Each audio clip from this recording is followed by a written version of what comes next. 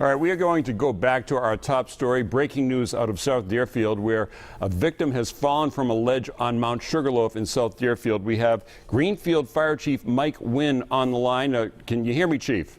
I can, Barry. Good evening. All right, can you tell me the state of the rescue right now and basically go through the timeline of what happened? Sure. The initial 911 call reporting the party was injured was received by the dispatch center about 4:37 p.m. Initial call reported approximately 20-year-old male patient had fallen 60 to 100 feet from the ledge on the east side of Mount Sugarloaf, directly behind Beaver Drive. Initial arriving crews made up of Deerfield EMS, the Deerfield Police Department, and the South Deerfield Fire Department were able to gain access by hiking up the lower slope of Mount Sugarloaf to the patient and have requested a technical rescue response, mutual aid from the Greenfield and Turner's Falls Fire Department. Chief, when you say technical rescue, does that mean they're using ropes to get down to this guy or get up to this guy? That's absolutely correct.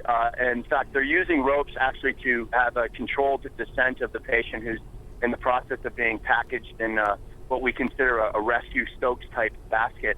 And then the patient will be lowered through a series of rope belays and rope systems to safely bring him and the rescuers down in our fading daylight. Chief, do we know anything about the nature of the injuries of this 20-year-old man that fell from the ledge 60 to 100 feet down Mount Sugarloaf? The best I can tell right now is that he's suffered some back and shoulder injuries.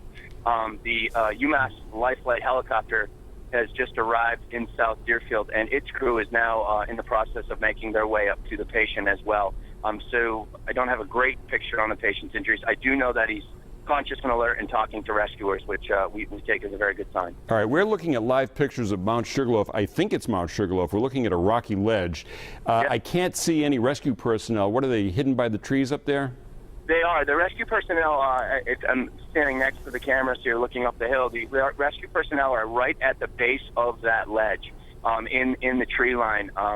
And they are in the process of, as I said, of setting up those belay systems to lower the patient down. Do we know anything about this guy? Was he up there hiking? Do we know, was he with other people?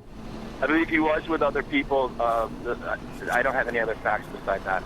All right. Now, what are your challenges right now? What are you trying to accomplish, and how quickly are you trying to get it done? Well, we're actually trying to do everything in a safe, controlled fashion, and with the understanding that we're running out of daylight. Our biggest obstacle right now is the terrain. The terrain itself to get to the base of the ledge. The ledge is vertical. The patient's at the bottom of that ledge. The terrain slope going up to that is almost vertical, and it's very soft with the rain from last night. So the rescuers are kind of struggling to get up the hill on foot while carrying their gear, and it's again, it's very, very steep, almost vertical itself, what they're trying to climb up. Now, these rescue personnel, did they have to actually hike in, or is there a road below? I mean, yeah, they're staged on the road below on Beaver Drive, and they had to hike in by foot to the patient. About how far would you say it is from the road to where the patient is?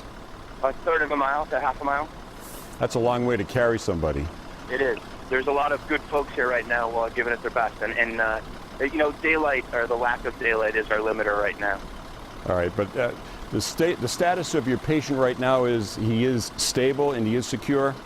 My understanding is he's conscious and he's conversing with the rescuers who are on scene with him. They do have him packaged. He is in a safe position. The effort now is to get him down and the rescuers down safely. All right, Greenfield Fire Chief Mike Wynn, thank you for taking the time to talk to us and giving us so information about what's going on in South Deerfield right now. You're welcome. And of course, we will be checking back into on the status of this rescue effort in South Deerfield throughout this newscast.